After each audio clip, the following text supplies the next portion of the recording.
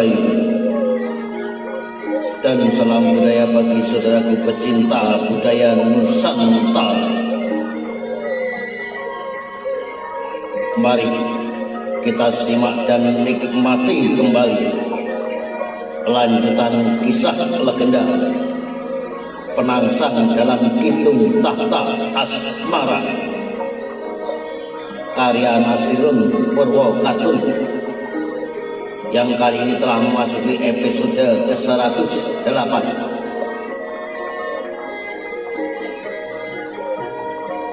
dengan judul Ing Wakasa.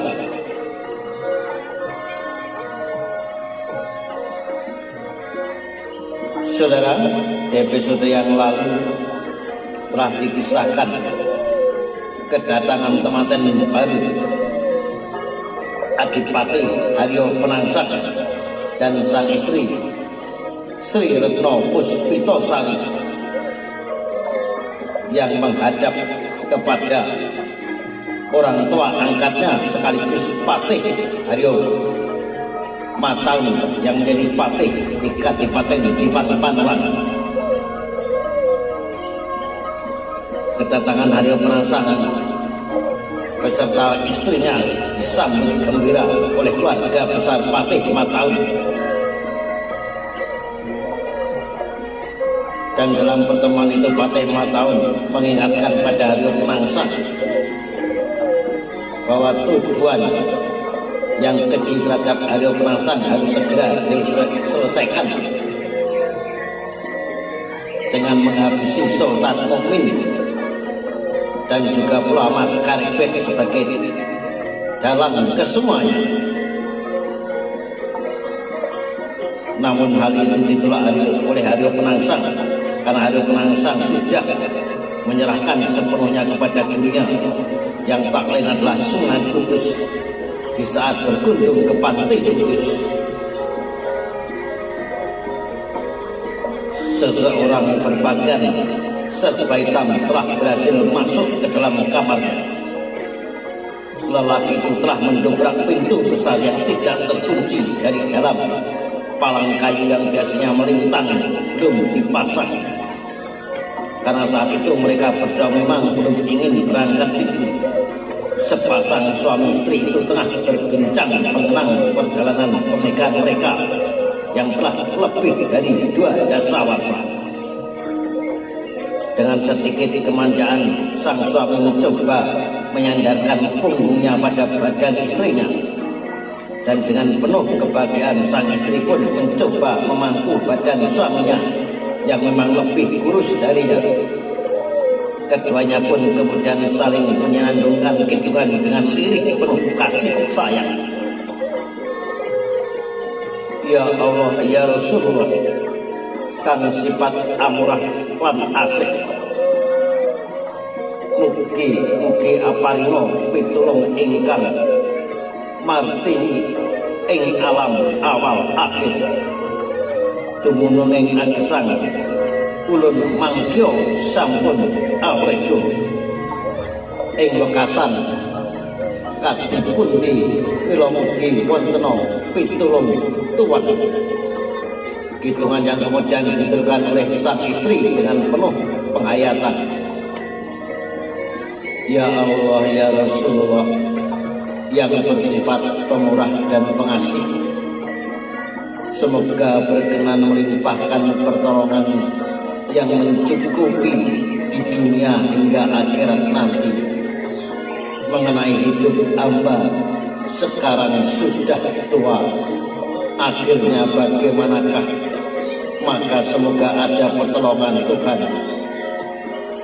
Demikian hitungan yang dilantunkan oleh sepasang suami istri yang tak lain adalah Bagus Mukmin atau Sultan Mukmin beserta istrinya. Lama keduanya larut dalam hitungan. Bermacam nyanyian pun mereka senandungkan untuk saling mengingatkan tembang-tembang penuh kebijakan yang juga dapat dijadikan sebagai panutan kehidupan. Ajaran-ajaran Islam yang telah digubah dengan merdu dan indah oleh para sunan agar mudah dalam menyampaikannya. Setelah selesai, keduanya pun kemudian saling berbincang sambil menikmati alam yang dingin dan gerimis.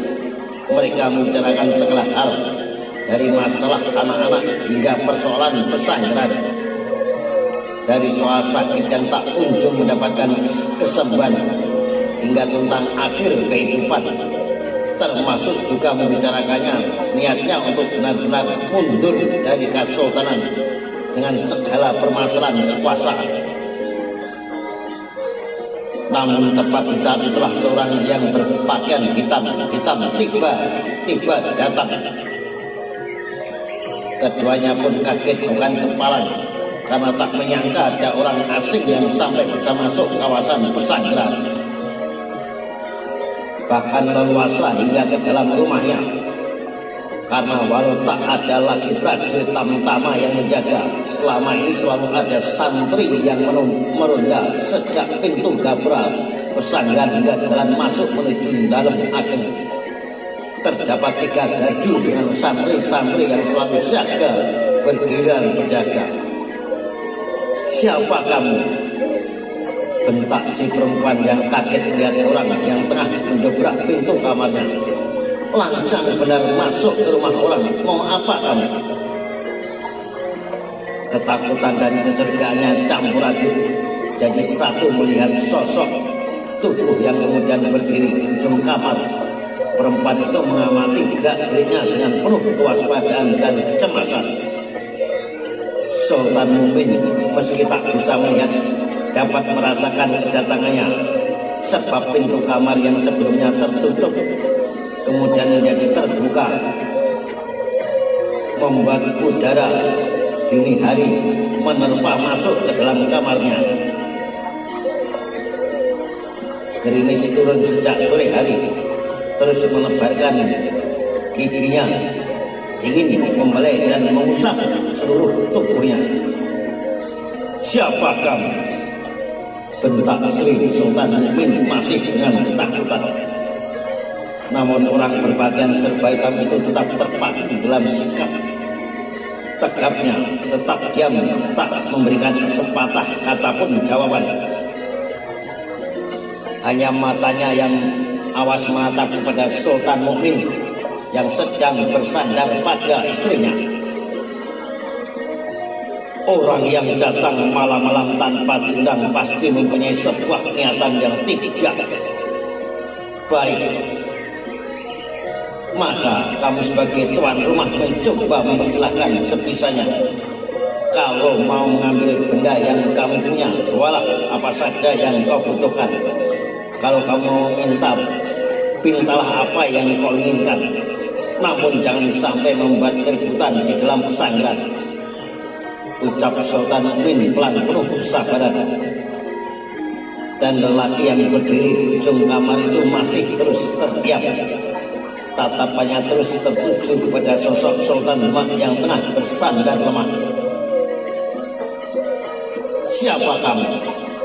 tanya Sultan Mukmin sekali lagi.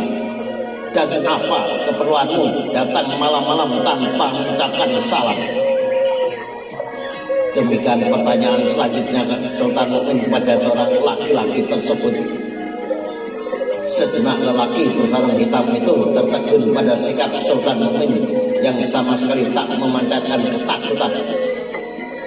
Bahkan dengan penuh keterangan mencoba mengajaknya berbincang. Hingga akhirnya dia pun menjawab pertanyaan dengan jawaban yang sudah dihafalkan sebelumnya, sesuai perintah yang telah diterimanya.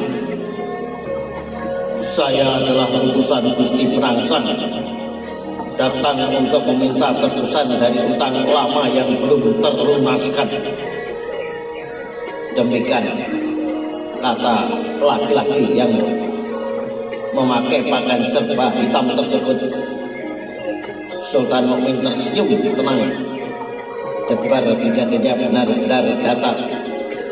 Kemudian menolehkan pandang kepada istri yang tetap memangku, bahkan memegang erat pundaknya dari arah belakang. "Inilah mungkin jawaban dari kebiasaan Kang Mas selama ini, Yai. rasa bersalah yang hampir 3 dasawarsa Kang Mas simpan dan rasakan sekarang akan dilunaskan. Inilah hari yang telah Kang Mas tunggu agar terbebas dari beban kegelisahan. Demikian ucap Sultan Mukmin kepada sang istri. Dengan berbisik sang istri menjawab, hati-hati, jangan bicara begitu Kang Mas. Kita juga tidak tahu dia itu siapa. Jangan-jangan dia hanya berpura-pura. Kata istrinya pada Sultan Mukmin, sudah jelas dia itu utusan Kang Mas Penangsang yang akan meminta pertanggungjawaban dari Kang Mas Yai. Demikian jawaban Sultan Mukmin. Seolah tak mempercayai pernyataannya, istri Sultan Mukmin kembali bertanya, kalau kau memang utusan Kang Mas Penangsang, ada kepentingan apa kau datang seperti pengecut begitu? Dengan wajah tertutup rapat dan hitam, mengendap-endap datang tak beda dengan pencuri begitu. Kalau memang kesatria, kenapa bukan Kang Mas Penangsang sendiri yang datang ke sini? Demikian tegas istri Sultan Mukmin kepada seorang laki-laki yang tak dikenalnya tersebut. Namun lelaki berpakaian serba hitam itu tetap tegak dalam sikapnya dan tak menghiraukan bentakan perempuan istri Sultan Mukmin itu. Tatapannya tak lepas dari sosok ringkih dan lemah yang tengah dipangku sang istri. Harap kau tahu di sana, saya memang telah menunggumu sejak lama. Dan malam inilah waktu yang saya tunggu itu. Maka kalau Kang Mas Haryo Penangsang menyuruhmu untuk melunaskan dendamnya, bunuhlah saya sekarang. Namun hanya saya, karena sayalah yang berutang nyawa kepada Pamanda Pangeran Sekar. Jangan ada seorang pun di pesanggeran ini yang turut menjadi korban, karena mereka tak tahu apapun tentang kesalahpahaman kami, termasuk para santri, anak-anak dan juga istri saya. Maka lakukanlah sekarang agar saya bisa secepatnya tenang. Istri Sultan Mukmin gemetar mendengar ucapan suaminya dan tatapannya tak lepas dari sosok berbaju hitam yang masih terpaku diam. Lakukanlah di sana, saya telah siap menerimanya, kata Sultan Mukmin. Perlahan orang berbaju hitam itu melangkah ke depan. Dalam pendengarannya ia telah menangkap suara burung yang menjadi pertanda dari luar pesanggeran. Sebuah aba-aba rahasia yang merupakan perintah untuknya agar segera melakukan tindakan. Ingat, waktumu hanya sebentar. Begitu terdengar suara burung hantu, kau harus sudah keluar dari kamar. Karena kalau tidak, kau yang akan celaka. Pesan dari orang yang menyuruhnya kembali terngiang di telinga. Dan sepertinya benar apa yang dipesankan oleh orang yang memberi perintah kepadanya. Sebab dengan ketajaman telinganya ia mampu menangkap kedatangan sosok lain yang telah memasuki rumah tersebut. Langkah-langkah pelan yang tertangkap lamat-lamat oleh pendengarannya. Orang yang konon juga bertujuan sama dengannya. Maka tak ada pilihan lain, ia harus cepat bertindak. Karena kalau tidak, orang yang tengah datang itu akan mengetahui keberadaannya dan akan mengacaukan seluruh rencana yang harus dilakukannya. Yang kalau gagal, dia sendiri yang akan menanggung akibatnya, sebab seluruh keluarganya sedang dijadikan tawanan dan tengah menjadi taruhan. Kalau ia gagal membunuh, mereka yang akan terbunuh malam itu juga.